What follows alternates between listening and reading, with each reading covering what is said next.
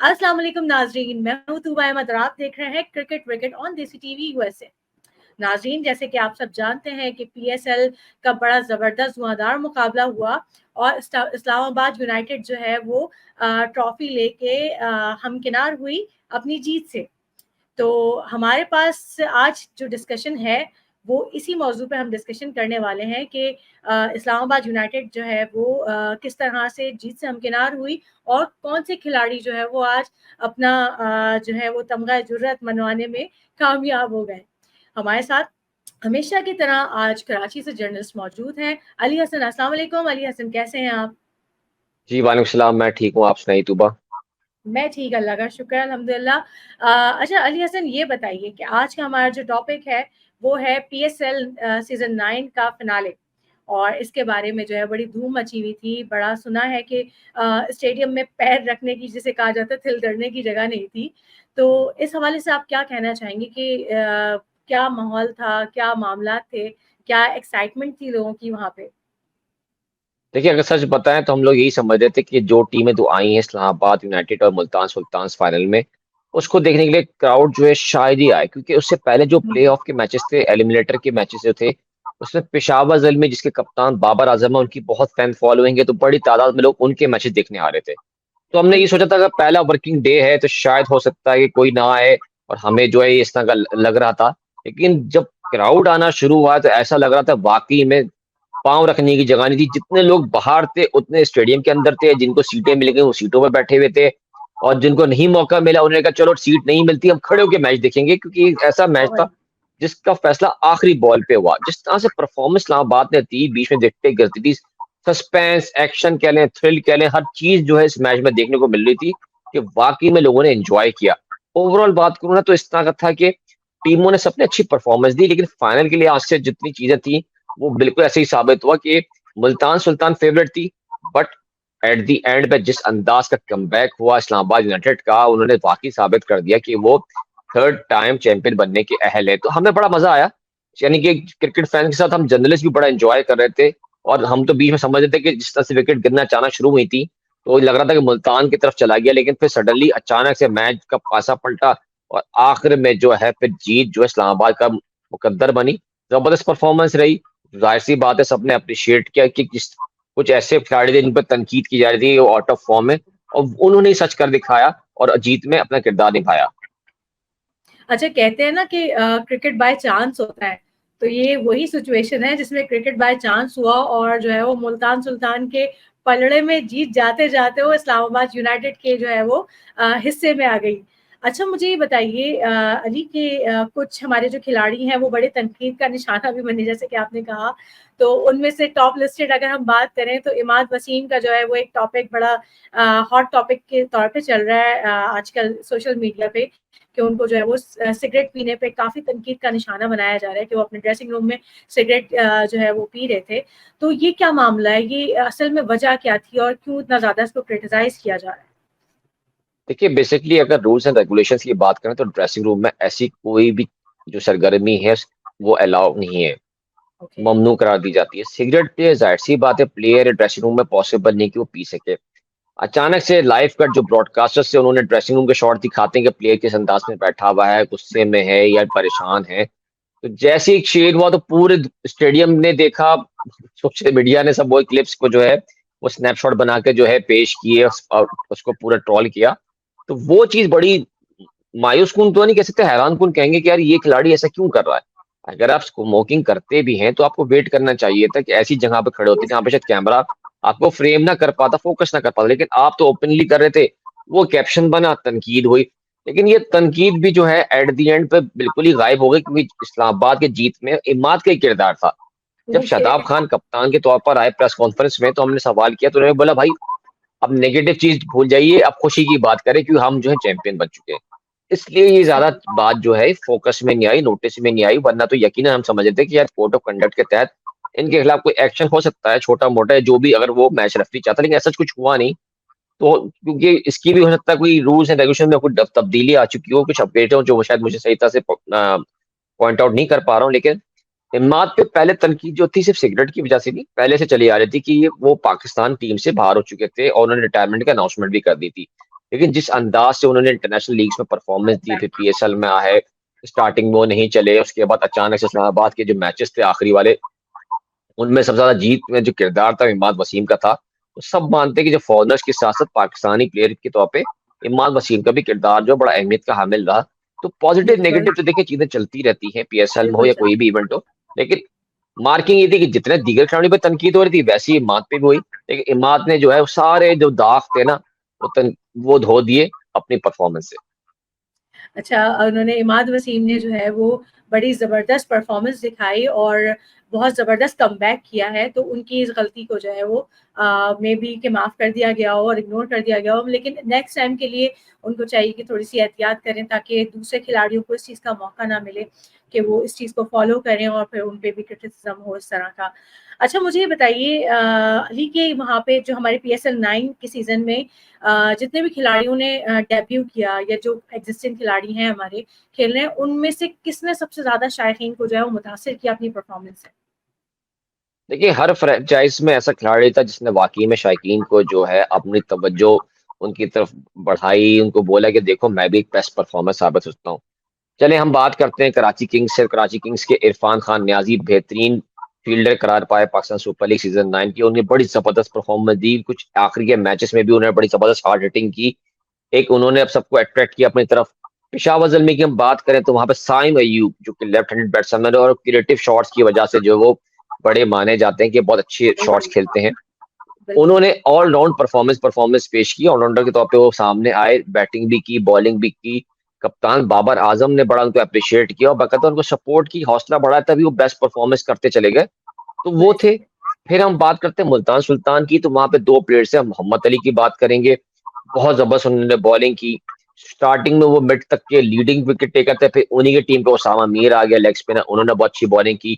तो उन्होंने भी लोगों को बताया कि भाई मैं सिर्फ 4 डे क्रिकेट के लिए ही नहीं हूँ, मैं अपना शॉर्ट फॉर्मेट में भी अच्छा बॉलर साबित हो सकता हूँ। बिल्कुल, फिर उस्मान खान, जिन्होंने पाकिस्तान छोड़ दिया क्योंकि क्रिकेट फ्यूचर उनको नज़र नहीं आ रहा था, तो वो यूएई सेटल हो गए और वहाँ की टीम में उनका नाम भी आ गया है। तो उन्होंने जिस अंदाज़ से सेंचुरी स्कोर की, हार्ड हिटिंग की, वाक़ई में लोग दाद दिए बगैर नहीं रहते थे जब उस्मान खान मैदान में आते थे। इस्लामाबाद की बात करें तो वहाँ पर भी बहुत से थे क्योंकि वहाँ पे 3 भाइयों को उन्होंने शामिल किया था। तो बिल्कुल, उसमें नसीम बरादरान के भाई जो थे, नसीर शाह बरादर, सबने अच्छी परफॉर्मेंस, हुनैन हो या फिर नसीम हो, छोटे भाई का मेरे नाम ज़हन से भी निकल रहा है। उन्हें भी अच्छी जिसको मौका मिला सबने परफॉर्मेंस दी और कल के मैच में तो हुनैन ने ही शॉट आखिरी खेला था विनिंग, जिसके बाद इस्लामाबाद जो जीते थे। तो ये भाई भी ज़बरदस्त। सामने आए। इसी तरह से लाहौर कलंदर्स के में भी प्लेयर थे जिनको सामने जो हाइलाइट किया गया। तो फिर अपना आ जाते हैं हम अपना क्वेटा में, तो ख्वाजा नाफी का नाम बहुत आया कि भाई ये बहुत अच्छे हिटर हैं, कहा जाता था कि टेप बॉल क्रिकेट खेलते थे। इनको पिक किया गया इंटरनेट की वीडियो से, तो उसके बाद वो हाइलाइटेड हुए तो वो भी सामने आए। तो हर किसी ने अच्छी परफॉर्मेंस दी, बहुत आए। फॉरनर्स में बहुत सारे प्लेयर्स थे जिन्होंने अच्छा किया। कॉलिन मंदरोप चले, तो मार्टिन गप्टिल आया तो वो चले इस्लामाबाद की साइड से।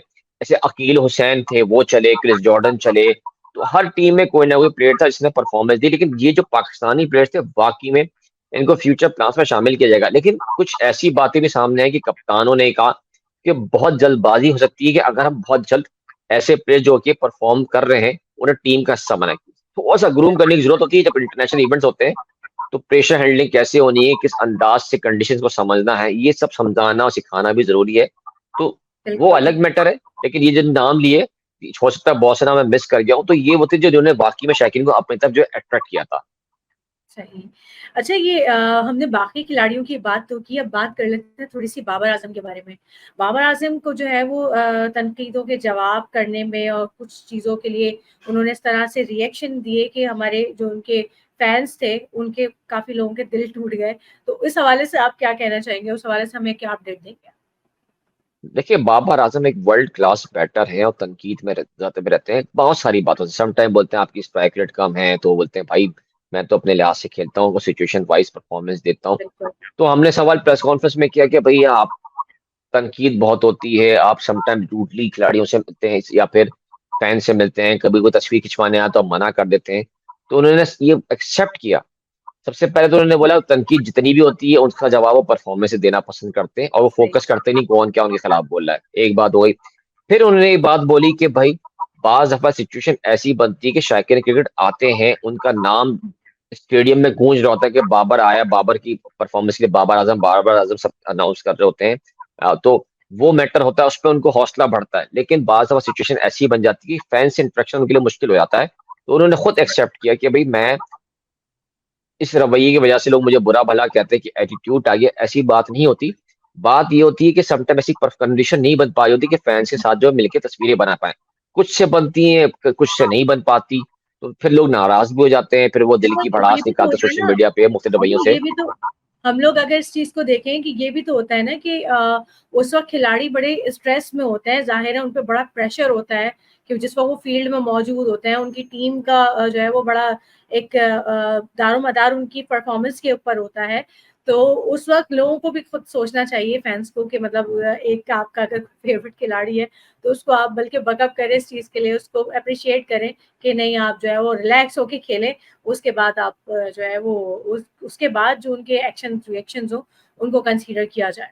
एक बात मैं आपको अपना, ये बात छेड़ी गई है तो एक वाक्य मुझे याद आ गया। Former captain Pakistan cricket team, दुनिया के मायना ऑलराउंडर तस्वुर किए जाते हैं, बूम बूम आफरीदी के हैं या शाहिद खान आफरीदी के हैं। तो मुझे अच्छी तरह से याद है, ये 2000 शायद गालिबन 9 का वाकया है, ये 10 का, कि वही आप वाली बात को मैं कोट करूंगा। समटाइम स्ट्रेस होता है, मैच डे अच्छा गुजरा नहीं होता, तो शायद आफरीदी कराची में डोमेस्टिक खेल लेते थे और अपने टीम के वो कप्तान थे डिपार्टमेंट के। तो कुछ फैंस जैसे होते हैं उनकी फैन फॉलोइंग बहुत ज्यादा है, यूबीएल स्टेडियम में आ गए, जो बिल्कुल है।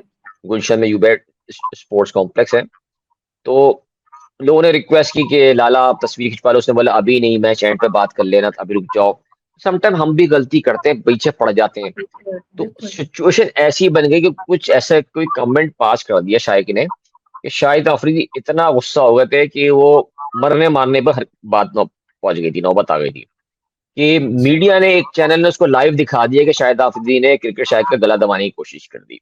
ओह। बड़ी मुश्किल से सेटल डाउन किया गया मामला, टेम्पर बहुत ज्यादा हाई हो चुका था उनका, लूज कर चुके थे शाहिद अफरीदी गुस्से में, वो बिल्कुल ही आपे से बाहर हो रहे थे। तो बड़ी मुश्किल से उनको जो है काबू में किया गया था। तो इस तरह का भी वाकया होता है। समटाइम ऐसा होता है, अब मैं सरफराज अहमद की बात करता हूँ, हर कोई एक जैसी सोच का मालिक नहीं होता। थोड़ी सी है। तो बकरा-ईद में हम लोग उनके पास रात में बैठे हुए थे और रात के 2 बज चुके थे।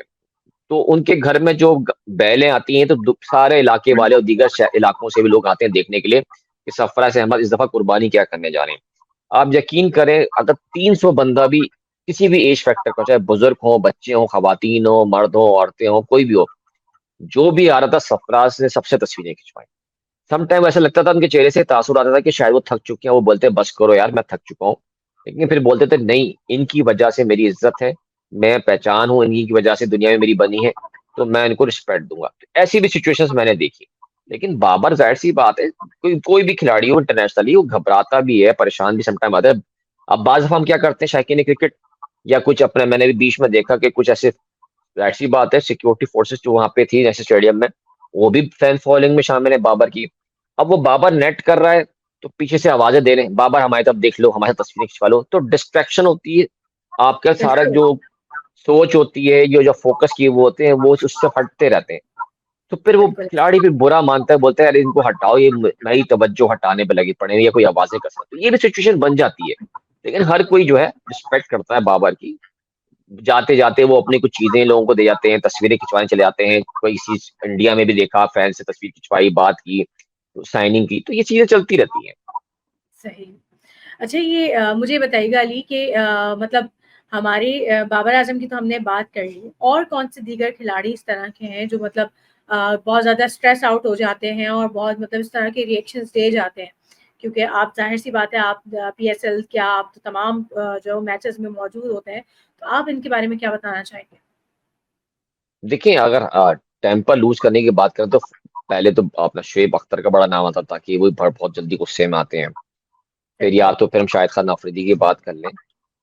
तो अभी अगर बात करूं तो अभी रिसेंटली कराची में जो वाकया हुआ था वो मोहम्मद आमिर का हुआ था। सही। और शायद मुल्तान में हुआ था या रावलपिंडी में, बाबर आजम पे भी लोगों ने टॉन्ट करनी थी, तो उस पे काफी उसने वो रिएक्ट किया था। तो देखिए, माजी में जो हुआ मोहम्मद आमिर के साथ स्पॉट फिक्सिंग स्कैंडल का, उससे वो बिल्कुल। बाहर आ चुके हैं, रिहैबिलिटेशन प्रोग्राम कंप्लीट किया, अब बिल्कुल दोबारा ऐसा। टीम में आए, परफॉर्मेंस दी, फिर वापस ड्रॉप आउट हुए। उसके बाद पीएसएल खेलते रहते, इंटरनेशनल खेलते हैं। वो जब गुजर रहे थे तो पहले तो आमिर आमिर के नारे लग रहे थे स्टेडियम में, तो उन्होंने हाथ उठाया कि भाई चलो भाई शुक्रिया, तो आप लोगों ने इज्जत अफजाई की। अचानक से लोगों ने फिक्सर फिक्सर बोलना शुरू कर दिया। ये वीडियो सोशल मीडिया में आम है, कॉमनली जी, अपना बिल्कुल, कोई भी गलत देख है। सकता है, काफ़ी सर्कुलेट की थी ये। तो उस पे उन्हें अचानक से गुस्सा आ गया, तो उन्होंने कहा कि तुम लोगों को तमीज़ नहीं है, किस तरह से बातें कर रहे हो, पहले इज़्ज़त देते हो, उस तरह से अभी ज़लील करना शुरू कर देते हो। तो ये भी सिचुएशन बन जाती है। अच्छा, कुछ कूल डाउन खिलाड़ी भी हैं, जिसमें रिज़वान है, ठंडे मिजाज के आदमी है, ख़्याल करते हैं। शादाब भी ज़्यादा गुस्से में नहीं देखा मैंने, वो भी रिलैक्स माइंड रहते हैं सम टाइम।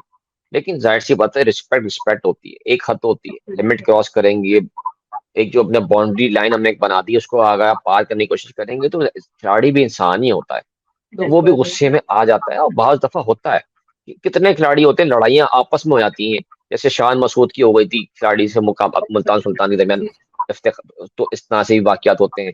इफ्तिखार अहमद लड़ पड़े थे फॉरेन प्लेयर के साथ, जो ओपोनेंट साइड के थे। तो इस तरह का जी। भी माहौल बनता है, हीट ऑफ द मोमेंट वाले सीन होते हैं। फिर बाद में क्या होता है, रिलैक्स हो जाते हैं, गुस्सा ठंडा कर लेते हैं, या फिर शायकीन की तरफ से कुछ होता है तो उस पे रिमार्क्स देते हैं, बुरा भी मानते हैं, बाज़ दफ़ा माफ़ी भी माँग लेते हैं कि यार हम गुस्से में आ गए थे। तो ये तो चीज़ें चलती रहती हैं। अच्छा, अगर हम अपनी पर्सनल बात भी करें, मतलब अपनी फैमिली में, अपने फ्रेंड्स में, हमारे साथ भी काफ़ी दफ़ा इस तरह से हो जाता है। इसका मतलब ये नहीं कि हम जो है वो बुरे इख़्लाक के मालिक हैं। तो इंसान हैं, इंसानों को इंसान समझना चाहिए, क्योंकि अगर वो खिलाड़ी हैं तो वो ज़ाहिर है उन पे और प्रेशर्स भी होते हैं। तो फैन्स को भी समझना चाहिए कि वो किस प्रेशर में, किन मामलात से इस वक़्त गुज़र रहे हैं। चलिए जनाब, बहुत बात हो चुकी है खिलाड़ियों के बारे में। अब बात कर लेते हैं कुछ पीसीबी के चेयरमैन मोहसिन नकवी के हवाले से। सुना है कि पहली दफ़ा वो स्टेडियम तशरीफ़ लाए थे, नेशनल स्टेडियम, क्योंकि तारीख़ में जो है वो सुनहरी हरफ़ों से जो है वो ये नाम बात लिखी जाएगी। इस बारे में आप क्या कहते हैं? देखिए, 4 संभालने के बाद मोहसिन नकवी पहली दफ़ा कराची आए, क्योंकि वो इंटीरियर मिनिस्टर भी हैं फेडरल गवर्नमेंट के, तो ज़ाहिर-सी बात है उनके पास इज़ाफ़ी चार्ज है, तो वो मुस्तकिल कहीं न कहीं राउंड पे थे। तो कल पहली इंटरेक्शन हुई हम सबकी उनसे, काफ़ी गुफ्तगू हुई, फिर थोड़े बहुत उन्होंने सवाल-जवाब का उन्हें सेशन रखा कि चलो अब बात कर लेते हैं। तो आईसीसी की मीटिंग रिसेंटली दुबई में हुई थी, तो उसमें वो गए थे। तो चैंपियंस ट्रॉफी ज़ाहिर-सी बात है, सबका हॉट टॉपिक है, वो है इंडिया पाकिस्तान के साथ मिलके खेलना चाहेंगे, क्या इंडिया पाकिस्तान आना चाहेगा? क्योंकि हम तो जाके खेल चुके हैं वर्ल्ड कप, लेकिन इंडिया आने को तैयार नहीं होता। ये तमाम बातें जो हैं उनके सामने रखी गई। तो सबसे पहले मैं बारी-बारी बताता हूँ किस फेज़ में बात हुई। सबसे पहले चैंपियंस ट्रॉफी की बात, उनका ये कहना था कि 2025 में पाकिस्तान ही मेज़बान है चैंपियंस ट्रॉफी का, और हम पूरी कोशिश करेंगे कि किसी दूसरे मुल्क में नहीं खेलें, जो कि हाइब्रिड फ़ॉर्मूला टाइप होता है कि हम किसी और जाके खेल लें। हम खेलेंगे तो पाकिस्तान में खेलेंगे। तो उन्होंने 100% यही कहा, यकीन दिलाया कि पूरी कोशिश है कि पाकिस्तान में ही हो, ठीक है। फिर बात हुई इंडिया के जो हैं बीसीसीआई के सेक्रेटरी, वो जे शाह से, जो कि एशियाई क्रिकेट काउंसिल के जो हैं सरबराह भी हैं, आपसे उनका राब्ता हुआ। तो उन्होंने बोला बहुत खुशगवार मौके पे हमारी गुफ्तगू हुई, लेकिन जो बातें हमारे दरमियान हुई हैं, अभी मैं इसको रिवील करना नहीं चाहूँगा मीडिया के सामने, वक़्त आने पे हम बातें करेंगे, ठीक है? ये भी हो गई। तीसरी बात फिर वही कि भई, कहा जा रहा है कि आप नए चेयरमैन पीसीबी हैं, आप कुछ तब्दीलियाँ लाना चाह रहे हैं पाकिस्तान क्रिकेट बोर्ड में, तो शुरुआत कहाँ से करेंगे? तो उन्होंने ये बात बोली कि भई सबसे पहले मैं स्ट्रक्चर को बदलना चाहूँगा, कि 11 खिलाड़ियों के लिए अगर 900 बंदा रखा गया है, तो वो गलत है। यानी एक्सपेंसेस सही, एक्स्ट्रा बिल्कुल, हो रहे हैं, तो 900 बंदे 11 को क्यों बिल्कुल, टैकल करेंगे? उसके लिए सिलेक्टिव मैनेजमेंट होनी चाहिए। तो एक उन्होंने इशारा बिल्कुल। दे दिया कि अब जो है छँटाई का टाइम आ रहा है, और वो पीसीबी से अब लोगों को साफ करना शुरू करेंगे। लेकिन उन्होंने ये मेंशन नहीं किया कहाँ से, बस उन्होंने इशारा दे दिया कि होगा। सिलेक्शन कमेटी, ज़ाहिर-सी बात है, कहा जाता है कि वो जो है वो अपने खुद स्टैंड नहीं ले पाती, चेयरमैन साहब के जो फैसले होते हैं, ओके का सिग्नल जब मिलता है तो वो करते हैं। तो उन्होंने कहा कि अब जो है सिलेक्शन कमेटी को मैं बाख्तियार बनाऊँगा, कप्तान का फैसला भी वो खुद करेंगे किसको बनाना है, मैं बीच में बिल्कुल भी मदाखलत नहीं करूँगा। रही बात कोचिंग की, तो आमतौर पर लोग कह रहे थे कि शेन वॉटसन जो ऑस्ट्रेलिया के हैं, अभी क्विटा ग्लैडिएटर्स को भी कोच कर रहे थे वो, उनका बनाने का कह रहे हैं कि बहुत महँगे साबित हो रहे हैं, तो उन्होंने मना कर दिया। तो उन्होंने कहा ऐसी बात नहीं है, सिर्फ़ मीडिया में सर्कुलेशंस थी, बात अगर होगी तो हम सामने भी लेकर आएँगे। तो वक़्ती तौर पे शायद न्यूज़ीलैंड की टीम ने अब आना है खेलने के लिए अप्रैल में। तो लोकली तौर पे जो हमारे एक बहुत सीनियर कोच है अब्दुल रहमान, जो पहले भी पाकिस्तान टीम की कोचिंग कर चुके हैं, उन्हीं को रखने का प्लान है। लेकिन विदिन अ वीक उन्होंने कहा कि फैसला हातमी हो जाएगा क्या करना है। हारिस अच्छा, रऊफ मुझे की मैं बताइए। इसलिए बात करना जी, जी। अच्छा सर, अली, मैं आपकी थोड़ी-सी बात कट करूँगी इस बारे में, क्योंकि कोच के हवाले से मेरा क्वेश्चन है। अच्छा, हमने सुना है कि इनके शेन वॉटसन के बाद जो है वो डैरेन सैमी ने जो है वो उसको मतलब पाकिस्तान की कोचिंग करने के लिए मना कर दिया है। तो क्या हकीकत है इस बात के अंदर? देखिए, डैरेन सैमी से प्रेस कॉन्फ्रेंस के दौरान ही गुफ्तगू हुई थी, बड़ा जॉली इंसान है वो। तो उसने बिल्कुल। बोला भाई मुझे तो सिर्फ एक चीज की ऑफर आई थी, वो थी पेशावर ज़ल्मी की, उसी के लिए मैं पाकिस्तान आता हूँ।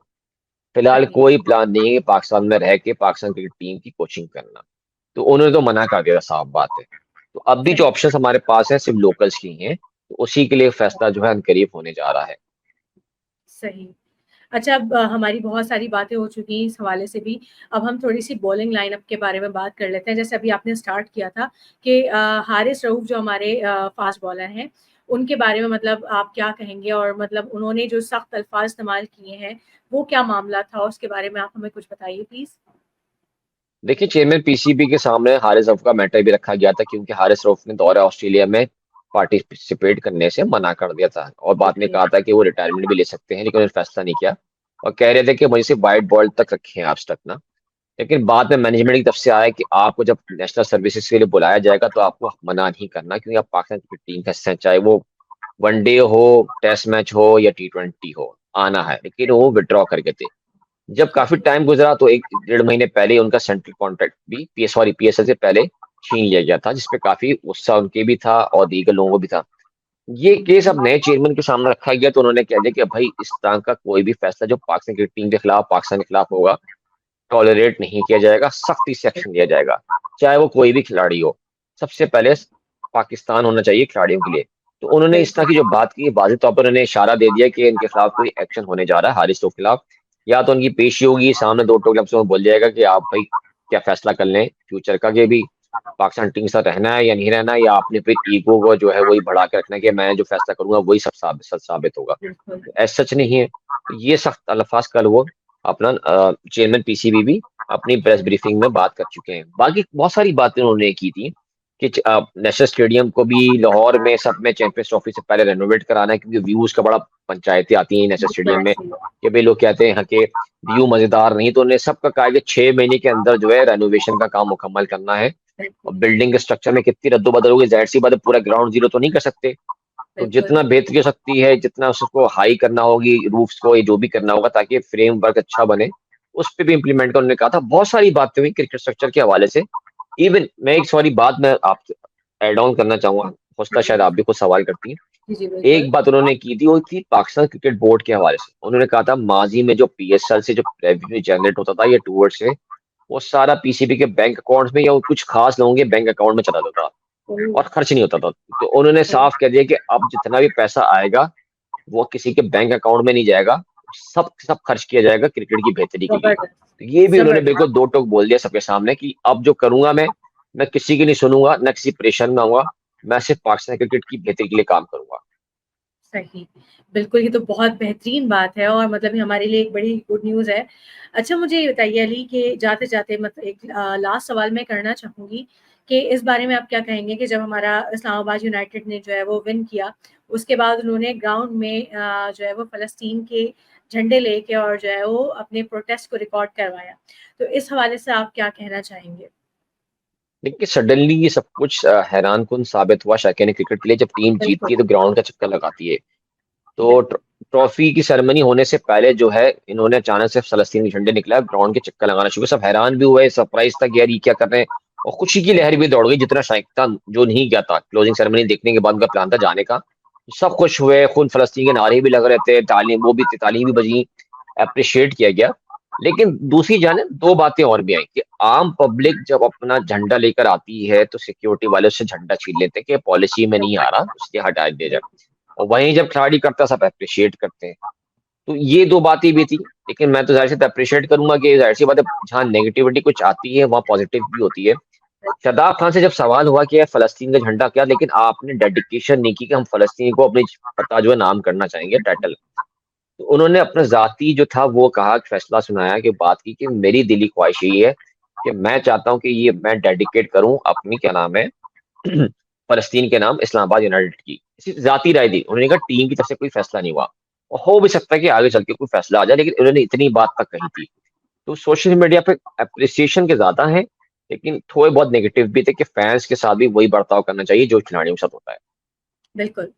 लेकिन अली फिर इस चीज़ का नाजायज़ फ़ायदा भी उठाया जाता है क्योंकि बहुत सारे जो है वो फैंस जो शायकीन क्रिकेट हैं, वो इस चीज़ का नाजायज़ फ़ायदा उठाने लगते हैं और मतलब वो उस चीज़ को जो है वो गलत वे में भी लेके चले जाते हैं। तो एक तरह से ये पॉलिसी ठीक भी है और एक तरह से गलत भी है, अगर हम अपने मतलब इस हिसाब से देखें, तो एक तरह से ठीक भी है। लेकिन हमारे लिए एक बड़ी खुशाइन बात हुई कि हमारे क्रिकेटर्स ने जो है वो हमारे मुसलमान भाई जो इस वक़्त रमज़ान के इस बाबरकत महीने के अंदर जो परेशानियाँ, जो मुश्किलात वहाँ पे फेस कर रहे हैं, उनको जो है वो सपोर्ट किया, तो हमारे लिए बड़ी मतलब एक खुशी वाली बात हुई। हमारा दिल बड़ा गार्डन हो गया, जिसे हम कहते हैं, देख के। अच्छा, बहुत शुक्रिया अली, आपके बड़ी ज़बरदस्त बातें हमारे साथ थैंक यू। शेयर करने का और स्टेडियम के हालात बताने का, जो हमने फाइनल में टीवी पे देखे लेकिन आपने लाइव देख के हमसे हमारे साथ शेयर की बातें। बहुत शुक्रिया आपके टाइम का और इंशाअल्लाह ताला दोबारा आपके साथ हम मुलाकात करेंगे। और नाज़रीन, इसी के साथ हमारे प्रोग्राम का वक़्त ख़त्म होता है और यकीनन आपको आज का प्रोग्राम ज़रूर पसंद आया होगा। पसंद आया हो तो लाइक का बटन ज़रूर दबा दीजिएगा, सब्सक्राइब करना मत भूलिएगा चैनल को और कमेंट तो लाज़मी करना है। इसके साथ-साथ हमारे जो देसी टीवी यूएसए के साथ-साथ हमारा सिस्टर चैनल है डीटीवीएनएन और हमारा ओटीटी प्लेटफ़ॉर्म है डीटीवी फ्लिक्स, जहाँ पे आप 2000 से ज़्यादा चैनल्स लाइव स्ट्रीमिंग के साथ देख सकते हैं। इनको ज़रूर फ़ॉलो करिएगा और अपनी मेज़बान तूबा अहमद को इजाज़त दीजिए। इंशाअल्लाह दोबारा मुलाकात होगी क्रिकेट के प्लेटफ़ॉर्म से और अपना बेहद ख़्याल रखिएगा। अल्लाह हाफ़िज़।